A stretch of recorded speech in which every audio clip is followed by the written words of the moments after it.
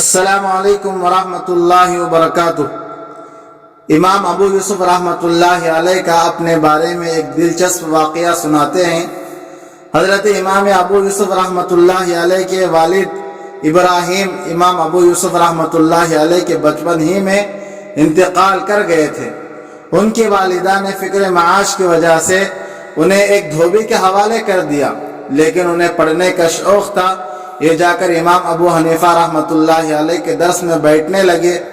والدہ کو علم ہوا تو انہوں نے منع کیا، اور اس بنا پر کئی روز امام صاحب کے درس میں نہ جا سکے۔ ذہین اور شوقین طالب علم کی طرف استاذ کی توجہ طبعی بات ہے۔ جب کئی دن کے بعد وہ درس میں پہنچے تو امام صاحب رحمۃ اللہ علیہ نے غیر حاضری کی وجہ پوچھی۔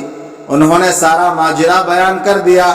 امام صاحب رحمۃ اللہ علیہ نے درس کے بعد انہیں بلایا، ایک تھیلی حوالے کی جس میں 100 درہم تھے، اور فرمایا کہ اس سے کام چلاؤ، جب ختم ہو جائے تو مجھے بتا دینا۔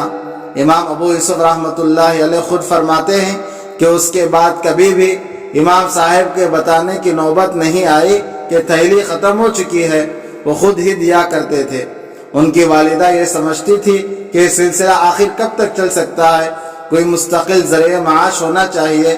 اس لیے ایک مرتبہ والدہ محترمہ نے امام ابو حنیفہ رحمۃ اللہ علیہ سے کہا کہ یہ یتیم بچہ ہے، میں چاہتی ہوں کہ کوئی کام سیکھ کر کمانے کے لائق ہو جائے، اس لیے آپ اسے اپنے درس میں شریک ہونے سے روکیے۔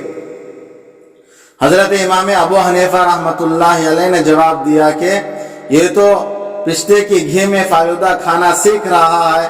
امام ابو یوسف رحمۃ اللہ علیہ کی والدہ صاحبہ نے اس بات کو مذاق سمجھا اور واپس چلی گئی۔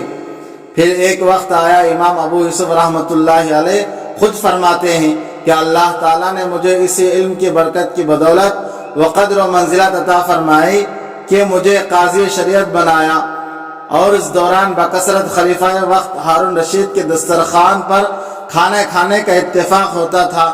کہتے ہیں کہ ایک روز میں ہارون رشید کے پاس بیٹھا تھا کہ اس نے ایک پیالہ مجھے پیش کیا اور بتایا کہ بڑی خاص چیز ہے جو ہمارے لیے بھی کبھی کبھی بنتی ہے۔